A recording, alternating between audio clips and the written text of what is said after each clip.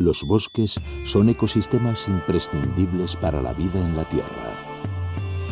Ocupan el 30% de la superficie terrestre, desde el trópico hasta zonas boreales, desde la costa hasta la alta montaña. En ellos viven algunos de los seres vivos más grandes y longevos del planeta. Los árboles, con ejemplares que logran sobrevivir cientos y miles de años. Son el hábitat de multitud de seres vivos y juegan un papel fundamental en el ciclo del agua, el carbono, el oxígeno, los nutrientes y la formación del suelo. Su apariencia de paz y armonía esconde un mundo de intensas batallas por la supervivencia, con numerosas y complejas interacciones entre sus miembros que ahora se intentan descifrar. Por su gran tamaño y longevidad, los árboles están expuestos a muchos enemigos naturales. A lo largo de su vida, sufren infinidad de ataques de herbívoros, entre los que destacan insectos y vertebrados y otros organismos nocivos como bacterias y hongos contra los que han de defenderse. Solo los que consigan superar esos ataques y obtener los recursos necesarios, luz, agua y nutrientes, podrán sobrevivir y reproducirse con éxito.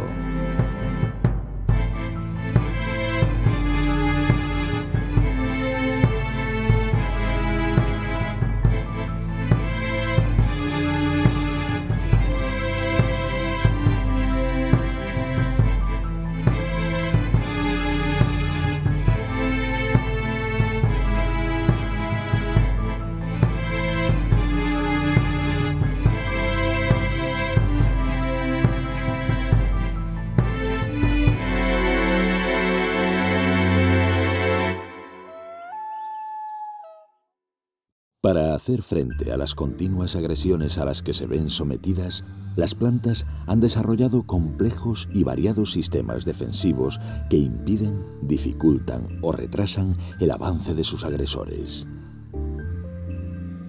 Hasta hace poco tiempo, la reacción de los árboles frente a sus enemigos se veía como un proceso simple y pasivo. En cambio, hoy se sabe que los mecanismos de defensa son mucho más activos de lo que se imaginaba. Los árboles, como el resto de las plantas, poseen la capacidad de regular sus defensas en función del riesgo de ataque y de las condiciones ambientales existentes. El esfuerzo dedicado a protegerse no es constante. De igual manera que el sistema inmune del ser humano responde ante una infección, los árboles reaccionan para aumentar y producir más y nuevas defensas químicas y físicas. La síntesis de sustancias defensivas es muy costosa para las plantas, por lo que éstas suelen producir las defensas solo cuando es estrictamente necesario. Así logran maximizar el crecimiento y la reproducción cuando el riesgo es bajo. Esta estrategia cobra especial relevancia en los árboles que, debido a su longevidad y tamaño, se enfrentan a numerosas situaciones de peligro.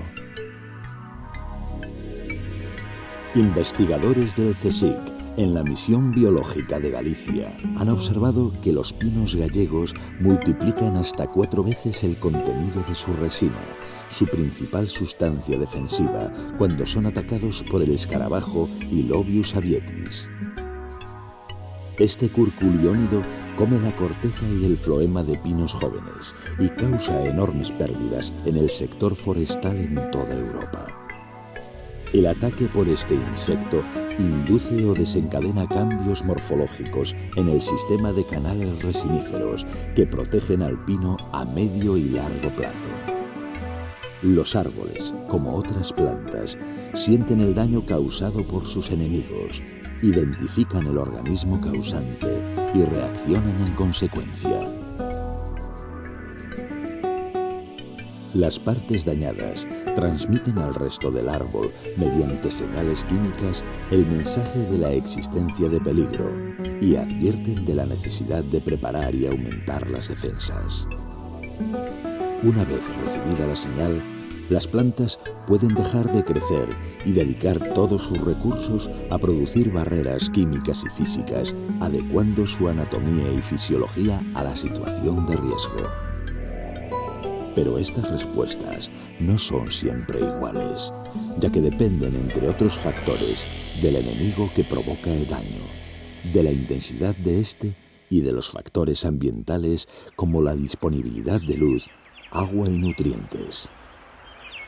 Estudios recientes en este ámbito ponen de manifiesto que uno de los mecanismos defensivos más característicos son las alteraciones en la emisión de compuestos aromáticos a la atmósfera. Multitud de compuestos orgánicos volátiles son continuamente liberados por las plantas y en particular por los árboles. Esta liberación la percibimos en el peculiar olor que desprende un pinar, un eucaliptal o un bosque de laureles. La alteración en los compuestos de estas sustancias es un efectivo sistema de comunicación interno del propio árbol. De este modo, señala la presencia de un ataque a partes alejadas de este sin necesidad de recurrir al lento y costoso transporte a través del sistema vascular. Con estas variaciones en la emisión de volátiles, lo que percibimos como el aroma de la planta logra atraer a insectos, depredadores y parasitoides de herbívoros y aves insectívoras que acuden en busca de alimento. Así, consiguen indirectamente reducir la presión de sus enemigos, estableciendo una red de relaciones con otros habitantes del bosque que, como si de un lenguaje se tratase, interpretan los mensajes emitidos por los árboles. Pero emplean este código particular de volátiles como sistema de comunicación entre árboles vecinos. De ser así, las plantas no atacadas, al detectar los mensajes de alerta en los volátiles emitidos, ya podían estar preparadas para un posible ataque. En la actualidad, las investigaciones en este campo se centran en despejar estas y otras incógnitas acerca de las diferentes formas de comunicación entre las partes de un mismo árbol, entre distintos árboles, entre árboles e insectos e incluso entre árboles y hongos beneficiosos. Ahora se sabe que los árboles pueden percibir cambios en el ambiente que los rodea, detectar la presencia de organismos perjudiciales, identificarlos, codificarlos, activar sus defensas y cambiar la concentración y composición de los volátiles emitidos. Se abre un nuevo y complejo mundo de interacciones, donde son muchos los organismos implicados en este lenguaje de los bosques. En la última década, grandes avances científicos muestran las distintas respuestas y métodos defensivos que poseen los árboles y la manera en que interactúan en el medio donde se desarrollan. Lo que a simple vista parece un mundo en armonía aparentemente estático es en realidad un campo de batalla continuo, con un enorme tráfico de información entre sus combatientes en el que participan multitud de ejércitos y alianzas. La supervivencia de nuestros bosques no depende solamente de los árboles, sino de la acción conjunta de todos sus integrantes.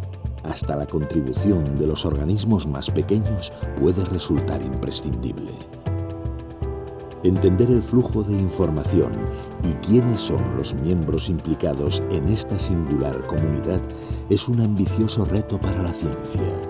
Y desde el punto de vista de la investigación, se puede decir que entramos en la era de la comunicación de las plantas.